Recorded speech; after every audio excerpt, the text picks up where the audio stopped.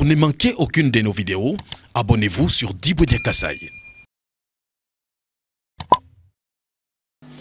L'Assemblée va entendre une allocution de son Excellence Félix Antoine Tshisekedi Tshilombo, président de la République démocratique du Congo. Je prie le protocole de bien vouloir accompagner son Excellence et je l'invite à prononcer son allocution.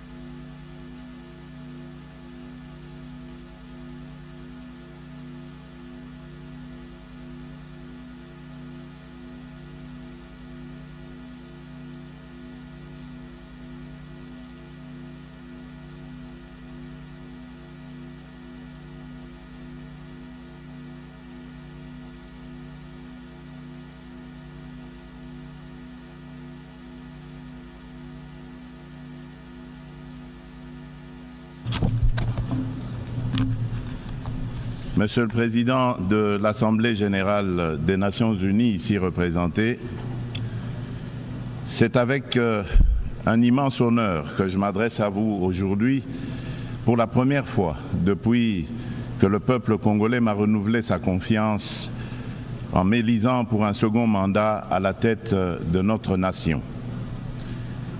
Ayant eu l'occasion de prendre la parole devant vous par le passé, je suis particulièrement ému de pouvoir le faire à nouveau en ce moment significatif pour notre pays. Je tiens à féliciter M. Philémon Yang pour son élection à la présidence de cette 79e session, de même que je rends hommage à vos prédécesseurs pour leur engagement constant au service de cette institution. Le thème de cette session, ne laisser personne de côté, agir ensemble pour faire progresser la paix, le développement durable et la dignité humaine pour les générations futures, résonne particulièrement avec nos aspirations en République démocratique du Congo. Monsieur le Président, Monsieur le Secrétaire général des Nations unies, Mesdames et Messieurs les chefs d'État et de gouvernement, Mesdames et Messieurs les chefs de délégation, le multilatéralisme et le respect d'un système mondial basé sur des règles ont été des piliers essentiels pour soutenir la paix, la sécurité, la santé, la prospérité à travers le monde depuis près de 80 ans. Les Nations unies incarnent ces valeurs fondamentales et demeurent un acteur incontournable face aux défis majeurs que l'humanité doit surmonter, qu'il s'agisse de garantir la sécurité, de maîtriser le changement climatique ou de lutter contre la pauvreté. Cette réalité nécessite une coopération multilatérale renforcée. Cependant, le noble idéal des rédacteurs de la Charte des Nations unies, celui de servir d'instrument par lequel tous les pays régulent leur comportement, semble s'effacer. Le socle de la sécurité collective qu'elle a établi vacille. Nous avons la responsabilité de conjuguer nos efforts et de réaffirmer notre engagement envers le multilatéralisme, qui est la clé de solutions véritablement transformatrices face aux défis qui rongent notre monde. Comme l'a si bien exprimé Dag Hammarskjöld, ancien secrétaire général de l'ONU, dont le sacrifice en faveur de la paix en République démocratique du Congo nous rappelle la gravité de notre mission, je cite, « Le but de l'ONU n'est pas d'emmener l'humanité au paradis, mais de le protéger de l'enfer. » Fin de citation. En cette période critique du multilatéralisme, le multilatéralisme revêt une importance cruciale. Il permet de répondre aux menaces communes, de protéger notre planète et de renforcer la société civile ainsi que les droits humains. En effet, nous ne pouvons ignorer la montée alarmante de discours belliqueux et le rétablissement indécent de pratiques d'agressions armées et de pillage des ressources naturelles affectant tous les continents. Le conflit russo-ukrainien qui persiste et continue d'affecter la région n'est qu'une manifestation parmi tant d'autres qui menacent la paix dans le monde. Le Yémen, le Soudan, la Syrie ou encore le terrible drame qui se passe dans la bande de Gaza entrent dans le lot pour lequel le multilatéralisme jouerait pleinement son rôle. Il est impératif d'agir ensemble pour progresser vers la paix, le développement durable et la dignité humaine, garantissant ainsi un avenir meilleur pour les générations futures. Ne laissons personne sur le chemin. Tel est le message clair et pertinent qui inspire la thématique sélectionnée pour orienter les travaux de la 79e session de cette illustre Assemblée. Monsieur le Président, le Pacte pour l'avenir et ses annexes, le Pacte numérique mondial et la Déclaration sur les générations futures, que nous avons adopté lors du récent sommet de l'avenir, souligne l'importance d'une collaboration active pour atteindre une vision commune d'un avenir pacifique et prospère.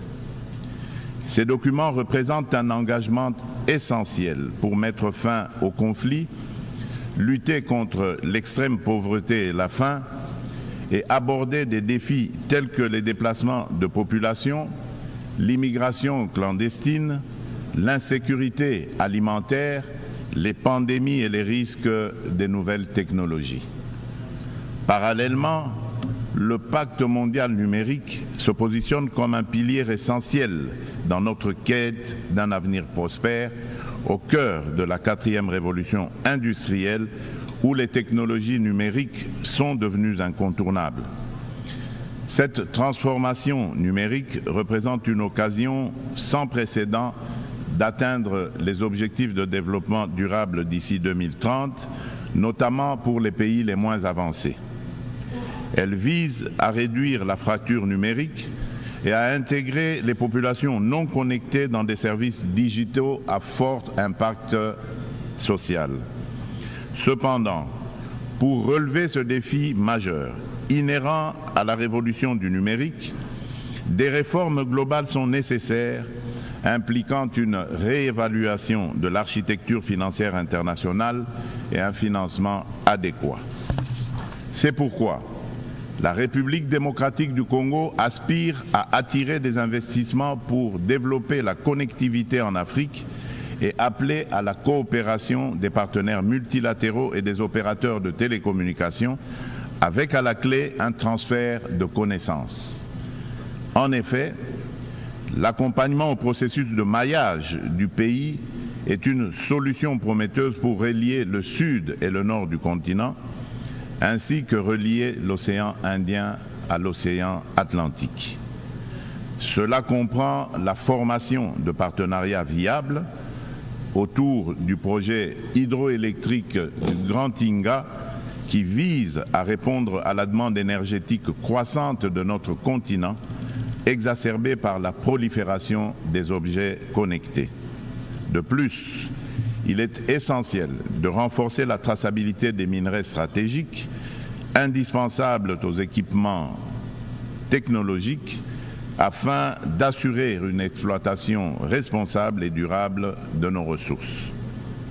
Par ailleurs, la pleine participation et l'engagement des jeunes, tant des filles que des garçons, sont également primordiaux pour bâtir une société durable et inclusive. Ce principe constitue le fondement de la Déclaration sur les générations futures, soulignant notre responsabilité envers les générations à venir et l'importance des décisions qui garantissent leur épanouissement.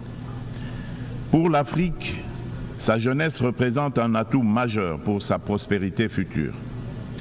Investir dans l'éducation, notamment dans les domaines STEM, sciences, technologies, ingénierie et mathématiques, et créer des environnements propices à l'innovation est crucial.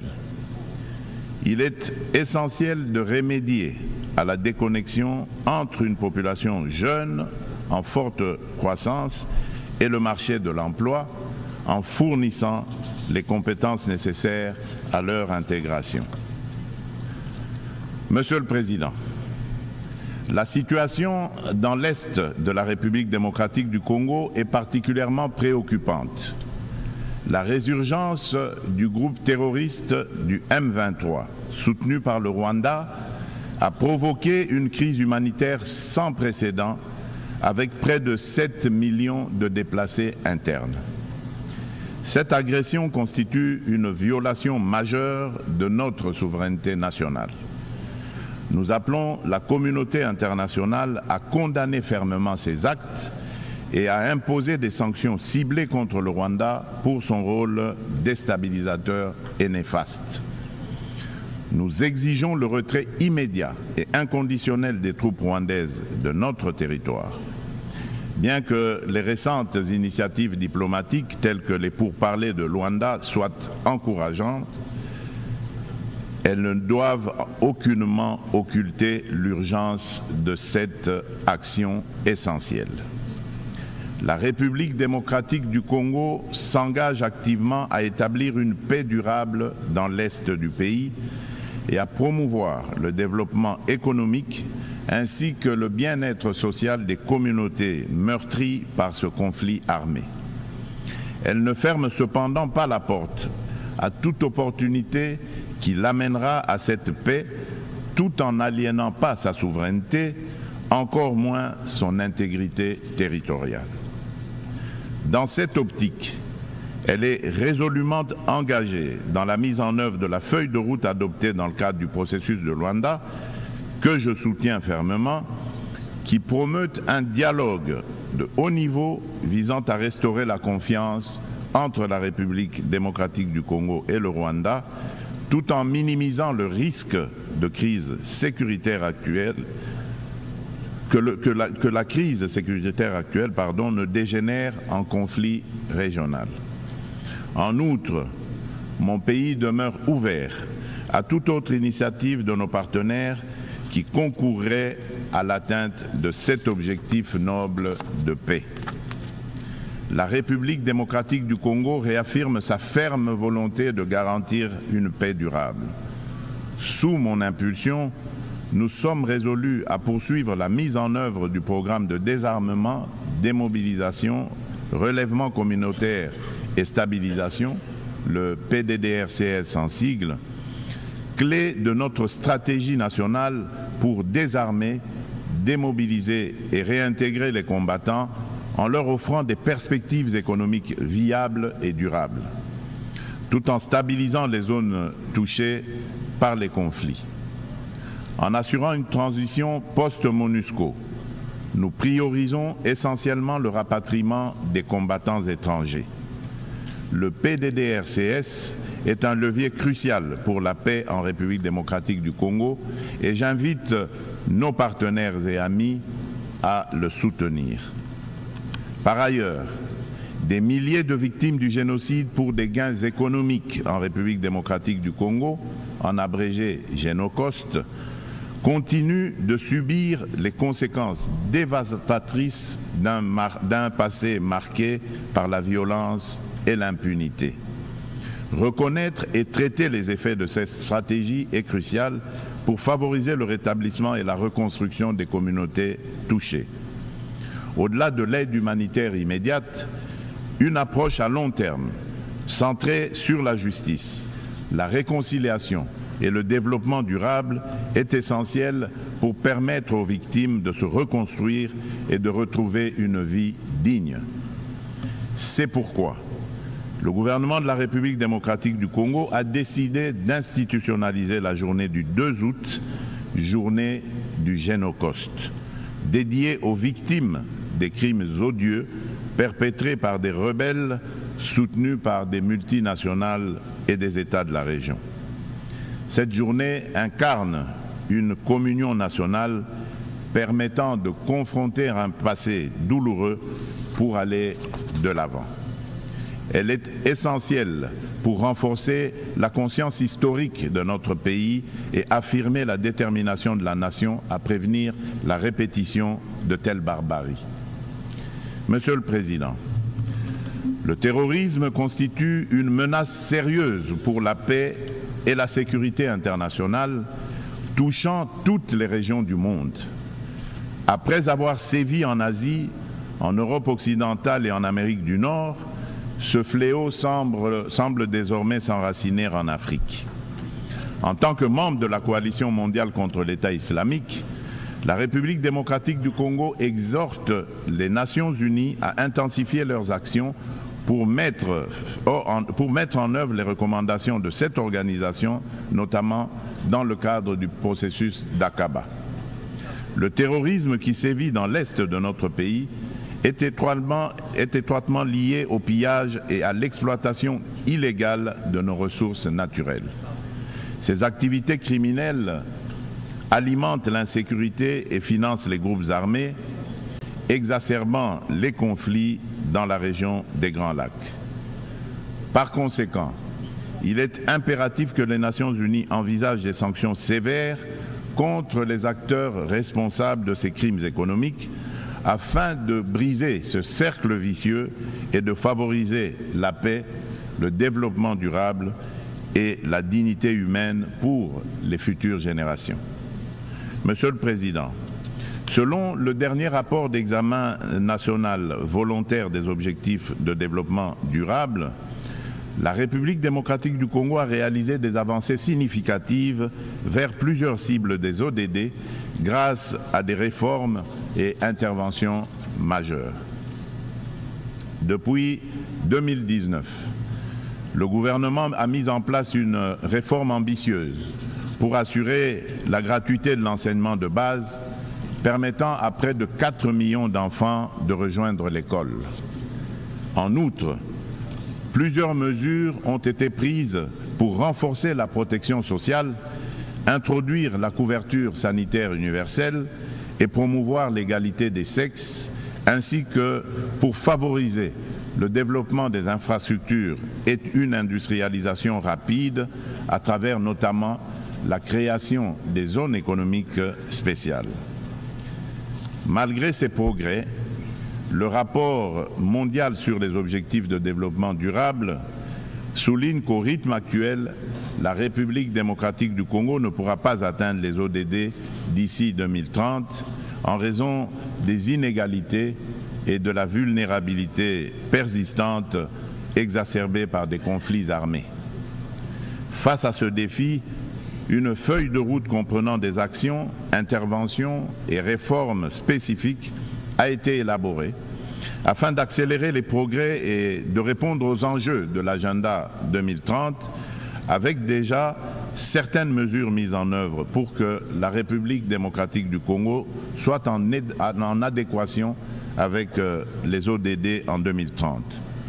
Pour cela, la République démocratique du Congo nécessite des investissements annuels de 32 milliards de dollars. Il est donc indispensable de renforcer les partenariats pour des investissements durables et de promouvoir la paix afin de permettre un développement socio-économique stable. Au registre des réponses mondiales aux défis climatiques et la promotion des énergies renouvelables, la République démocratique du Congo, qui a déjà affirmé son engagement en faveur d'une action climatique ambitieuse, souligne l'importance cruciale d'un soutien financier et technique accru afin de renforcer ses efforts pour atteindre les objectifs de l'accord de Paris. Riche en biodiversité et en ressources naturelles, la République démocratique du Congo se positionne comme un acteur clé dans la lutte contre le changement climatique. Les initiatives engagées pour réduire les émissions de gaz à effet de serre se concentrent sur 4 secteurs stratégiques: l'agriculture, la foresterie, l'énergie et la gestion des déchets. Des réformes structurelles sont actuellement mises en place pour inverser la déforestation et améliorer l'accès à une énergie propre, témoignant ainsi de l'engagement déterminé du gouvernement en faveur de la préservation des ressources naturelles et de la transition écologique. Concernant la valorisation des forêts tropicales, un tournant majeur a été franchi à Bali en novembre 2022, en Indonésie, avec l'adoption de la déclaration conjointe sur la coopération autour de la forêt tropicale et l'action climatique signée par le Brésil, l'Indonésie et la République démocratique du Congo. Cette avancée témoigne d'une volonté politique collective d'utiliser les forêts comme levier pour un développement durable. L'Alliance trilatérale pour la coopération sur les forêts tropicales, créée à cette occasion, constituera un cadre pour relever les défis liés à la biodiversité et proposera des solutions pour les marchés de crédit carbone, tout en veillant au respect des droits des peuples autochtones. Par ailleurs, dans le cadre des enjeux liés à l'environnement et au réchauffement climatique, il est essentiel de souligner la tenue du deuxième sommet des 3 grands bassins forestiers tropicaux du monde, à savoir l'Amazonie, le Congo et le Bornéo-Mékong, qui s'est tenu du 26 au 28 octobre 2023 à Brazzaville, en République du Congo. Cette initiative africaine, portée par le président Denis Sassou Nguesso, vise à mettre en œuvre, dans le cadre de la décennie des Nations Unies pour la restauration des écosystèmes, la première coalition mondiale dédiée à la restauration de 350 millions d'hectares d'écosystèmes terrestres et aquatiques. Ces forêts constituent un rempart indispensable contre le changement climatique. Face à des problèmes clairement identifiés et à des solutions à portée de main, il est crucial d'agir de manière concrète. Les bassins amazoniens, congolais et de Bornéo-Mékong abritent plus de 80% des forêts tropicales et jouent un rôle crucial dans la lutte contre le changement climatique, tout en fournissant des services écosystémiques vitaux. Il est donc impératif que l'amélioration des conditions socio-économiques des communautés locales qui jouent un rôle clé dans la préservation de ces forêts soit placée au centre des priorités de la gouvernance mondiale. Pour sa part, la République démocratique du Congo met en place des instruments juridiques et des dispositifs institutionnels visant à renforcer sa position sur le marché mondial du carbone, tout en restant ouverte à des partenariats en conformité avec l'accord de Paris et ses lois internes. La prise de conscience croissante des défis liés à l'instabilité climatique et à l'épuisement des ressources naturelles, souvent à l'origine de conflits armés, souligne l'urgence d'agir sur ces problématiques. Il est donc primordial de reconnaître le lien entre changement climatique, dégradation environnementale et sécurité, afin de favoriser des actions proactives qui atténuent ces risques par le biais de pratiques durables. À cet égard, nous appelons le Conseil de sécurité à établir des mécanismes internationaux intégrant les questions de sécurité climatique dans leurs discussions. Monsieur le Président, face à un défi énergétique majeur, le monde fait face à un défi énergétique majeur.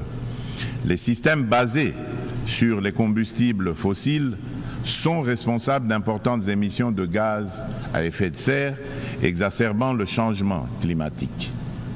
Sans efforts concertés pour promouvoir les énergies renouvelables, nous risquerions de faire face à davantage de crises telles que des conditions météorologiques extrêmes et des conflits liés aux ressources naturelles, comme nous l'observons déjà. La République démocratique du Congo dispose de ressources abondantes, y compris des minéraux essentiels tels que le cobalt, le lithium, le nickel et le graphite, pour ne citer que ceux-là, qui peuvent faciliter une transition énergétique durable. Nous appelons à la coopération internationale pour développer les technologies et infrastructures nécessaires. Notre vision est de transformer l'exploitation de nos ressources en levier pour un développement durable et inclusif, tout en améliorant l'éducation, la santé et les infrastructures. L'inclusion sociale est au centre de notre stratégie, garantissant une répartition équitable des bénéfices du progrès. En nous investissant dans la lutte contre le changement climatique et en contribuant aux objectifs de développement durable, la République démocratique du Congo est prête à jouer un rôle clé dans la transformation des systèmes énergétiques mondiaux. Ensemble, nous pouvons bâtir un avenir où l'énergie est propre, durable et accessible à tous. Monsieur le Président, j'aimerais également aborder la question cruciale de la parité hommes-femmes. Bien que la participation égale des femmes et des hommes à la vie politique soit internationalement reconnue, il subsiste dans la pratique un fossé entre l'égalité juridique et la réalité dans l'exercice du pouvoir. Les préoccupations des femmes méritent d'être intégrées dans les décisions majeures qui touchent notre société. En République démocratique du Congo, nous sommes déterminés à changer les mentalités pour surmonter les barrières sociétales qui freinent l'épanouissement des femmes. Il est essentiel d'impliquer les hommes dans ce processus afin de transformer la dynamique sociale et de valoriser leur rôle dans le succès des femmes. Au niveau national, la Constitution congolaise consacre la parité. Aussi, le gouvernement a mis en place une stratégie de lutte contre les violences basées sur le genre, axée sur la prévention, la protection et la réparation des victimes. Cette stratégie se traduit par le Fonds national de réparation pour les victimes des violences sexuelles liées au conflit et de crimes contre la paix et la sécurité de l'humanité, en abrégé le FONAREV. La législation en cours vise à garantir cette protection.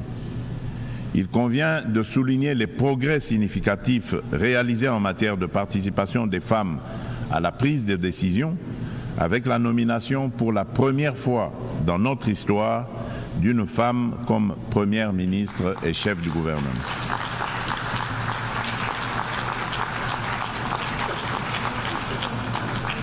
Nous assistons également à une présence accrue de femmes dans les instances gouvernementales ainsi que dans le Parlement et le système judiciaire, illustrée par la nomination de femmes au poste de premier président du Conseil d'État et à la tête de la Banque centrale du Congo. Monsieur le Président de l'Assemblée générale des Nations unies, Monsieur le Secrétaire général des Nations unies, Mesdames et Messieurs les chefs d'État et de gouvernement, Mesdames et Messieurs les chefs de délégation, Monsieur le Président, dans cet élan de progrès, il est impératif que la communauté internationale, sous l'égide des Nations unies, continue d'accompagner ces dynamiques en se réinventant face aux défis du monde actuel. Pour maintenir la confiance de la communauté internationale, l'Organisation des Nations unies doit prouver sa capacité à s'adapter aux évolutions contemporaines et à les surmonter de manière efficace et responsable. Il est impératif de redynamiser le multilatéralisme par des réformes ciblées de la Charte des Nations unies, touchant des questions clés telles que le Conseil de sécurité, le droit de veto, le chapitre 7 et le recours à la force. Néanmoins, cela ne suffira pas.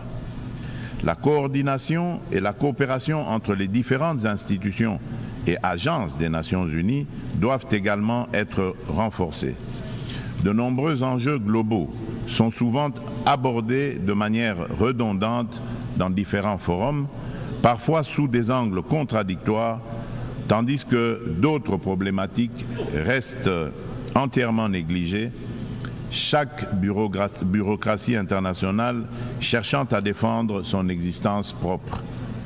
À cet égard, tout en saluant l'appui des États-Unis, je réitère avec fermeté, au nom de l'ensemble des pays africains, la requête de création de 2 sièges permanents au Conseil de sécurité des Nations Unies pour les pays africains.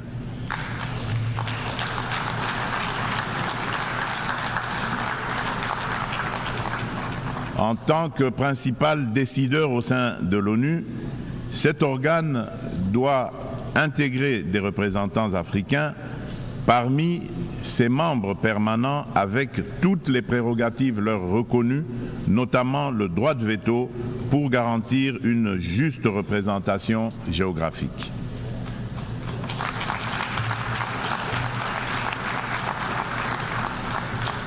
Il s'agit là d'une question de justice pour un continent dont le rôle dans les affaires internationales ne cesse de croître. Nous, Africains, tenons cette exigence avec la plus grande détermination. Enfin, je ne saurais conclure sans rappeler qu'après plus de 3 décennies d'absence au Conseil de sécurité, la République démocratique du Congo se porte à nouveau candidate, soutenue par l'Union africaine et par la Communauté de développement de l'Afrique australe, la SADC, au poste de membre non permanent pour la période 2026-2027, lors des élections qui se tiendront à New York en juin 2025. La République démocratique du Congo a déjà occupé cette fonction entre 1982 et 1983, 1990 et 1991, période durant lesquelles elle a œuvré pour la promotion de la paix, de la sécurité et de la stabilité en Afrique et dans le monde. Une fois élue, la République démocratique du Congo entend jouer un rôle proactif au sein du Conseil de sécurité, participant à la revitalisation de la Charte des Nations Unies et contribuant de manière constructive aux débats et aux actions qui en découlent.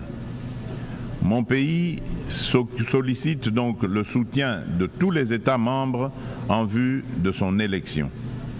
En ces temps où le multilatéralisme est mis à l'épreuve, la République démocratique du Congo réaffirme son engagement indéfectible envers la communauté internationale, prête à assumer avec honneur et responsabilité la mission de forger un avenir où la coopération et la paix prévalent sur le conflit et la division. Nelson Mandela a dit, je cite, « Aucun de nous agissant seul ne peut atteindre le succès ». Fin de citation.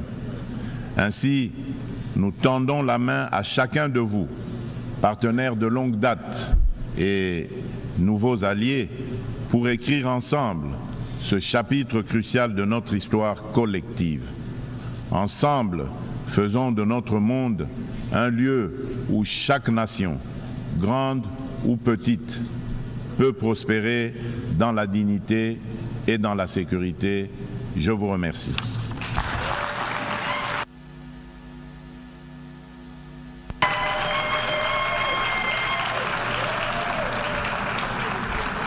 Pour ne manquer aucune de nos vidéos, abonnez-vous sur Diboudia Kassaye.